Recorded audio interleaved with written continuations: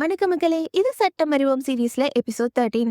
இன்னைக்கு நாம என்ன பார்க்க போறோம்னா, பெண்களுக்கு எதிரான குற்றங்களும் அதை தடுக்க அமைக்கப்பட்ட அரசியலமைப்பு சட்டங்களும். வாங்க வீடியோக்குள்ள போலாம்.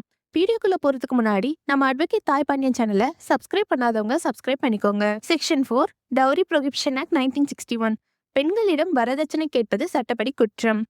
Section 6 dowry prohibition act 1961. மணமகளுக்கு உரிய வரதட்சணை பொருட்களை திருப்பிக் கொடுக்காமல் கொடுமைப்படுத்துவதும் குற்றமே. Section 406 IPC. பெண்களின் நகை, பணம் போன்ற நம்பிக்கை சொத்துக்களை மோசடி செய்வது தண்டனைக்குரியது. Section 4 Tamil Nadu prohibition of eve teasing act 1998. பெண்களை கேலி செய்வது ஈவ் டீசிங் என கருதப்பட்டு தண்டனை வழங்கப்படும். Section 354 IPC. பெண்களை மானபங்கம் செய்யும் எந்த செயலும் கடுமையான குற்றமே. Section 304B IPC. வரதட்சணை கொடுமையால் பெண் உயிரிழந்தால் அது டவுரி டெத், கடுமையாக தண்டிக்கப்படும். Section 376 IBC. பெண்களை கற்பழிப்பது இந்திய சட்டத்தில் மிகப்பெரிய குற்றம். Section 366 of A IBC. 18 வயதுக்கு குறைவான பெண்ணை கடத்திச் செல்லுதல் கடுமையான குற்றமாகும். Section 312 IBC.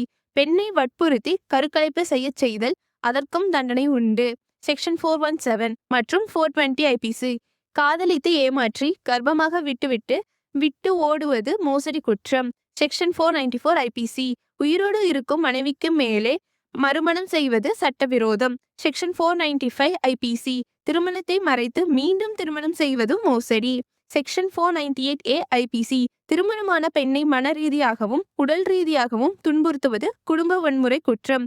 இது போன்ற சட்ட ரீதியான தகவல்களுக்கு நம்ம அட்வொகேட் தாய் பாண்டியன் சேனலுடன் இணைந்திருங்கள். நன்றி, வணக்கம்.